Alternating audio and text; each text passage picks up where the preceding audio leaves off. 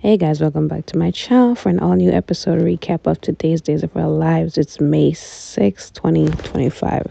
So we start off with Sean and Jada, right? So they're talking about the whole EJ case, and she's surprised to see him coming in because remember, he said that he was going to take a break or, just call off. But he said that he wanted to help her solving who was responsible for EJ's shooting, right? So he started talking about Ava, but she's hard to really trace right now. So, he's thinking about other suspects that are actually in Salem. So he also had to ask Jada because Jada has a motive, and then she didn't have her service weapon on her on the night of shooting. So she said that yes, she definitely had a motive given what EJ has done to her recently and with the whole Rafe thing, and then she and Rafe got into it, but she didn't go out and do it. She didn't take it into her own hands, right? Because she was just not in the right state. So she left a service weapon at the office and ended up going at the bar where Sean found her, right? So, Sean called Rafe because he also was suspected, and he asked Rafe, Rafe doesn't want to hear nothing from him because of exactly what happened between him and Jada. So he's like, what do you want? So he said that he needs to get back the service weapon that he gave to Arnold while he was, the quote unquote commissioner, right? So Rafe said that he would bring it back over when he can, right? So Jada thanks him because Jada doesn't want to deal with him now, given that, their breakup was, kind of messy, right? So she thanks him for that. And, he said that, listen, no matter what's going on, he's here for her. And that was it, right? Ray finds the paper of suspects that Leo has that he's going to do a journalistic piece on. So he confronts Leo about it, like, why is me and my sister on the list? Like, what's going on, right? So he's saying, like, listen, it's nothing personal. I'm just doing this for my job, right? I have to really investigate who could be behind EJ shooting. So he's like, listen, if you want to stay in here, you got to, like, not investigate me. It's, you can investigate me, but not investigate my sister because at the end of the day, like, she's been through this twice, and I don't want to see her go through that again because of your actions, right? So he's giving him a warning, like, look, you got to watch what you're doing, right? So Gabby talks to Javi about, she's just on edge because she's constantly being accused by JJ and then now Leo. So she's just really on edge that she's criticizing Javi's what Javi did on the sales report that she needs for the next day's meeting with Philip and Xander, and that is full of so much grammatical error. So he's saying that he's sorry about that. So he's like, "Are you really this mad about that?" So that's when she tells him that she is just tired of being accused of her potential role in EJ shooting, which he hasn't done, right? She's tired of being accused of crimes she didn't commit.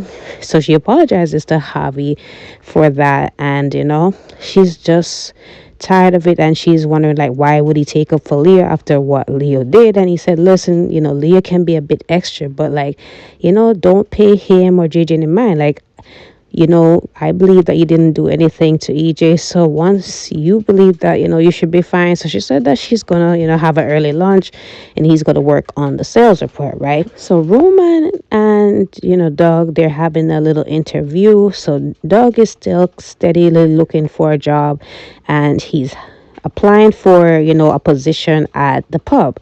So Roman gives him an application form to sign up, and then he's hesitating because he's wondering if he's going to be cut out here, if he's going to be worthy of working here given his history and all of that. And Roman sits him down and said, listen, like, sit down.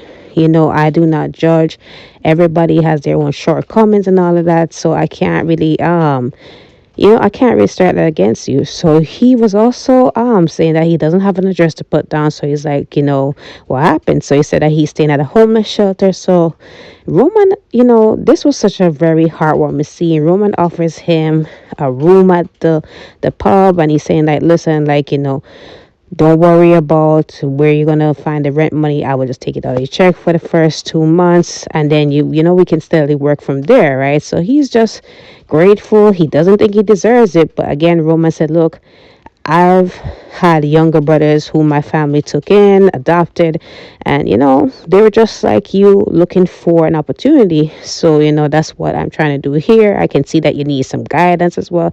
And it's like, yeah, definitely do. So he said, listen, don't worry about it. You got a place to stay and you got somewhere to work. So, Doug, I'm really happy for him, and hopefully this can really put him back on the right path.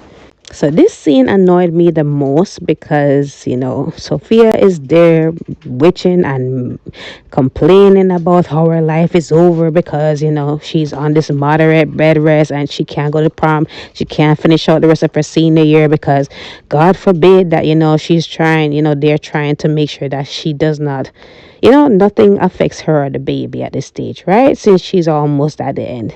So she's complaining about how she's missing out everything, and Tate is suggesting to her that, okay, you will be 18 soon, so you'll be legally adult. You can stand up to your mom.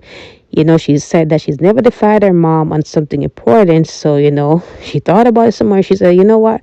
I can go through with this. I can give the baby to an adoption agency because, again, I will be able to make decisions on my own, right? So that's what they're agreeing to, that they're going to give up the baby for the adoption to an agency actually, and she's just going to stand up to her mom. And she's saying that it shouldn't, this mistake. And I'm saying, a baby is not a mistake. At the end of the day, you guys lie down together unprotected, and that's what happened. That's what resulted. The baby's never a mistake, right? No baby's a mistake. And I might get bashing for this, but at the end of the day, that's, what exactly I think about this thing. Like, at the end of the day, you were conscious enough to lie down and do this. As a parent myself, like, I would not kick my child out if they were young and, they got pregnant. I would just encourage them to go get a job, go grow up a bit, because a baby requires you to grow up, be responsible, and take care of your own, right? They're in a position to do so, right? They can get jobs. Her and Taking can go get jobs, still go to school part-time and do this, right? There's many young people that has done this before, right? Not that we're encouraging this, but they can do it, right? So anyways, back to Gabby, Leo, and Happy, right? So Gabby comes in, sees Leo, and she's like, what are you doing here? Are you trying to, scope out my office to add to your journal piece and all of that? You're trying to get some dirt on me. So I caught you in my handbag and this is what you're doing. So he said, it's not that. I just came over here because, I wanted to drop off lunch for both of you. So she doesn't buy it. So she's like, he needs to leave, right?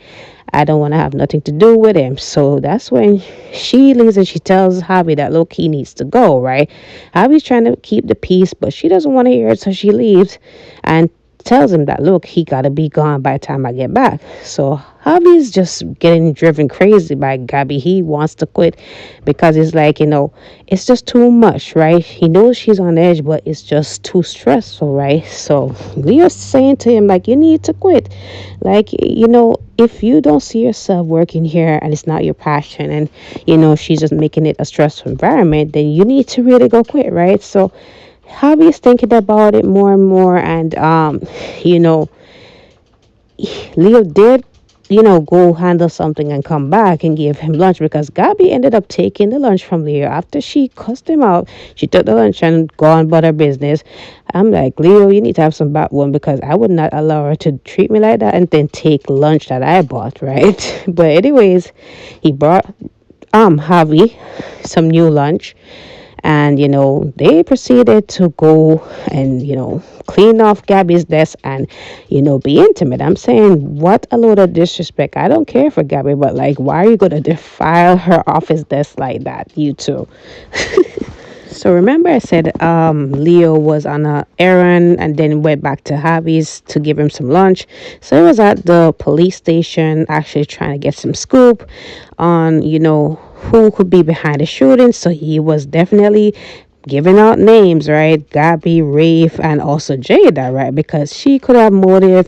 She, she has the weapon and, all of that. So she's saying, like, no comment, right? Because he's saying that, look, at first Sean was trying to get him out because, they didn't really feel like they should say anything. So he's saying, listen, this is freedom of speech, and the press deserves a right, has a right to know what's going on with investigations. So Jada's saying like, you're working on my last nerve, and we have no comment at this point, right? So he leaves, and Sean is saying maybe he needs to talk to Chad to let him to back off. So she said, no, we have to be transparent as the police station, and you know we will get this investigation complete in no time, right? So Gabby comes home and she's complaining about how the day went and that Leo came over again after, her catching him snooping in her handbag, right? So she's telling Rafe about her day, how it's going on, and then she realized Rafe is not responsive.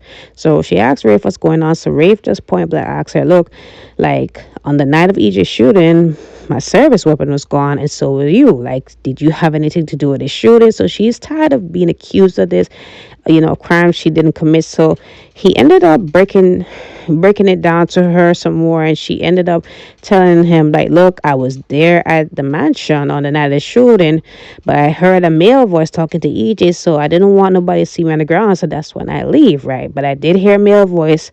So he's asking her, did she hear any gunshots? So she said no, but she did ended up seeing Ava at the front, and Ava was also, speeding off in her car. So it could not have been Ava as well. So Rafe is saying maybe, we're in the clear. So at this point, we know for a fact that Gabby, Rafe, and, I believe Ava didn't do it either. So Ava might be in the clear as well. So it's maybe down to Johnny and maybe somebody that we're not expecting, maybe little Rachel, Chanel, it could be somebody else, right?